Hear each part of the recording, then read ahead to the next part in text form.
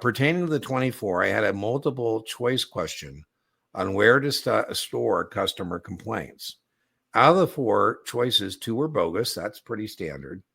I was stuck between the OSJ and a location readily accessible within 2 years. It is the OSJ, the Office of Supervisory Jurisdiction.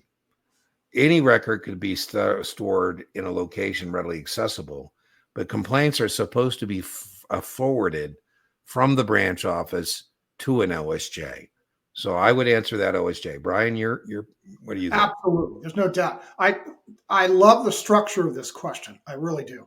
Because this really puts the finger right on the pulse of how these guys write tests. Well, I'm with you, Curran. And I think you're telling us this comes from your actual exam, which is a great debrief.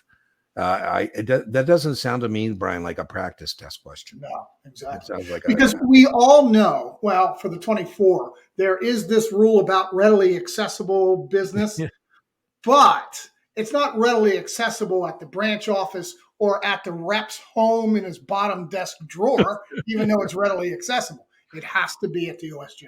OSJ is where all final records are kept. And then remember, for all test takers, customer complaints under FINRA are 4-year record. It's the only thing that is 4 years is a customer complaint.